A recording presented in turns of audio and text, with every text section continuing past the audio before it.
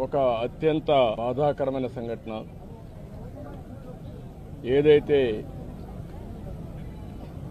పహల్గామ్లో జరిగినటువంటి టెర్రరిస్ట్ కాల్పులు భారతదేశం మొత్తం షాక్కు గురి చేసింది.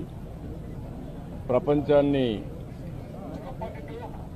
కదిలించే పరిస్థితి తీసుకొచ్చింది. అతి దారుణంగా విహారయాత్రకు పోయినటువంటి యాత్రికుల పైన విచక్షణారహితంగా కాల్పులు చేయడం, అది కూడా ఇప్పుడే చంద్రమౌళి గారితో అక్కడ ఉన్న వ్యక్తి ప్రత్యక్ష సాక్షి శశిధర్ గారు వచ్చారు. ఆయనతో మాట్లాడినప్పుడు ఆయన చెప్పిన విషయం, ఏదైతే అక్కడ వీళ్ళందరూ ఉన్నారు, టాయిలెట్ కోసం బాత్రూమ్స్కి వెళ్లారు. వెళ్లిన సమయంలో ఒక ఇద్దరు వ్యక్తులు మొత్తం ఇష్టానుసారంగా AK-47 లాంటి గన్ పెట్టుకొని కాల్చుకుంటూ వస్తున్నారు. వీళ్ళు అక్కడి నుంచి పరిగెత్తారు. మిగిలిన ఫ్యామిలీ మెంబర్స్ ఎవరైతే మగాళ్ళు ఉన్నారో కొంచెం ముందు పోగలిగారు. ఈయన కూడా వెళ్ళాడు కానీ కొంచెం వెనకబడ్డాడు. దాంతో ఈయన్ని ఆయన కళ్ల ముందరనే కాల్చి చంపేసే పరిస్థితికి వచ్చారు. కళ్ళ ఎదుటుగా చూసిన ప్రత్యక్ష సాక్షి శశిధర్ గారు. అది చూసినప్పుడు ఎంత అనాగరికంగా, మానవత్వం లేకుండా వీళ్ళు ప్రవర్తించారు ఒక ఉదాహరణ. అది కూడా భార్యాభర్తలు ఇద్దరు కపుల్స్ వెళ్లారు. విశాఖపట్నం నుంచి ముగ్గురు కపుల్స్ వెళ్లారు. ఆడవాళ్ళను వదిలిపెట్టి మగవాళ్లనే కాల్చారు సెలెక్టివ్గా. అదే మరి ఇవన్నీ చూస్తే ఒక టార్గెటెడ్గా కావాలని చేశారు తప్ప ఇంకోటి కాదు. ఇది ఆర్గనైజ్డ్గా కూడా వెల్ ఆర్గనైజ్డ్గా చేశారు. గడిచిన 3-4 సంవత్సరాలుగా అక్కడ ఎలాంటి గొడవలు లేకుండా ప్రశాంతంగా ఉంది. మళ్ళీ అక్కడ అభివృద్ధి జరుగుతూ ఉంది. అదే మరి అక్కడ ఉపాధి కానీ పెద్ద ఎత్తున అనేక కార్యక్రమాలకు నాంది పలికే పరిస్థితి వచ్చింది. కాశ్మీర్ అంటే భారతదేశంలో ప్రతి ఒక్కరికి కూడా ఒక అనుసంధానం ఉంది. ఇది ఒక సుందరమైన ప్రాంతం, మన దేశంలో అత్యంత ముఖ్యమైన ప్రాంతం అనే అభిప్రాయం అందరిలో ఉంది. అలాంటి దగ్గర ఇటీవల ఎలక్షన్ చేయడం, ప్రజాస్వామ్యాన్ని కూడా పునరుద్ధరించడం, టెర్రరిస్టుల్ని పూర్తిగా నిర్మూలించి, టెర్రరిజాన్ని నిర్మూలించి ఈరోజు అభివృద్ధికి శ్రీకారం చుట్టే పరిస్థితి వచ్చింది. అలాంటి సమయంలో ఇలాంటి సంఘటన జరగడం చాలా బాధాకరం.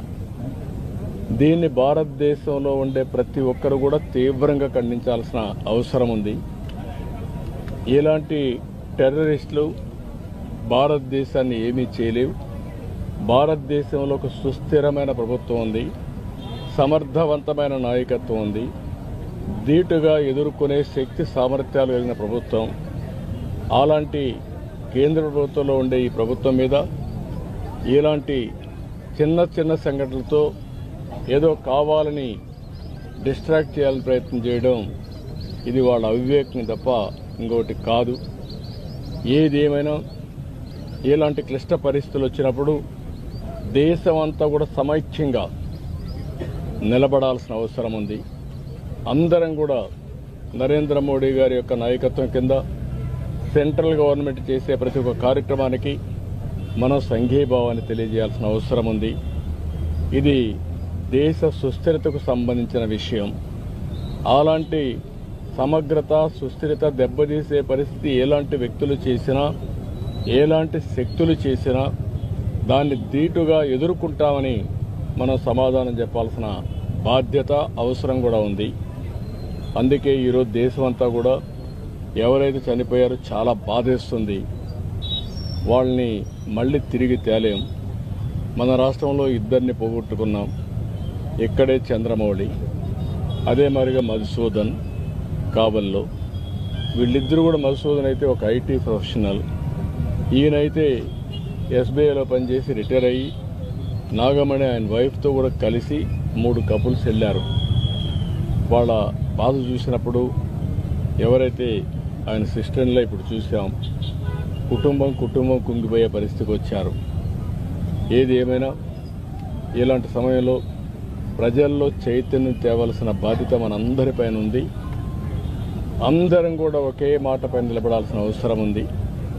ప్రధానమంత్రి చేసే ప్రతి ఒక్క కార్యక్రమానికి సంఘీభావాన్ని తెలియజేయడమే కాకుండా మనం అందరం కూడా ఆయనకు పూర్తి సహకారాన్ని అందించాల్సిన అవసరం ఉంది. ఇది జరగాలంటే ప్రతి ఒక్క దగ్గర చైతన్యం తీసుకురావాల్సిన బాధ్యత మన పైన ఉంది. అక్కడక్కడ టెర్రరిస్టులను చూస్తున్నాం. వీళ్ళ ఇష్ట ప్రకారం ఇన్ఫిల్టర్ అయ్యే ప్రమాదం కూడా ఉంటుంది. కాబట్టి బార్డర్లో జాగ్రత్తగా ఉండాలి. ఎప్పటికప్పుడు ఏదైనా డౌట్స్ ఉంటే అలాంటి వ్యక్తులపైన మనం కూడా నిఘా వేయాల్సిన బాధ్యత కూడా ఉంటుంది. ఇవన్నీ చేయడం కోసం మనం అందరం మళ్ళీ సంఘీభావాన్ని తెలియజేస్తూనే సమగ్రతను కాపాడుకునే బాధ్యత తీసుకురావాలని ఈరోజు మేమందరం కూడా ప్రజాప్రతినిధులు ఇక్కడికి వచ్చాం. తప్పకుండా ఆ కుటుంబాలకు అండగా ఉంటాం. అందుకే ఆంధ్రప్రదేశ్ ప్రభుత్వం తరపున ఆ కుటుంబానికి ఇద్దరికి కూడా 10 లక్షల రూపాయల ఆర్థిక సహాయం కూడా చేస్తాం.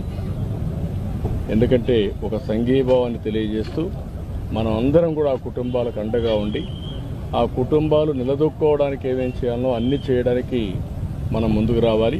ఆ శక్తి మనకుంది. చనిపోయినటువంటి చంద్రమౌళి గారికి ప్రగాఢ సానుభూతి, కుటుంబ సభ్యులకు సానుభూతి తెలియజేస్తూ ఆయన ఆత్మకు శాంతి కలగాలని భగవంతుణ్ణి ప్రార్థిస్తూ మరొకసారి ఆ కుటుంబానికి ధైర్యం చెప్తూ సెలవు తీసుకుంటాం.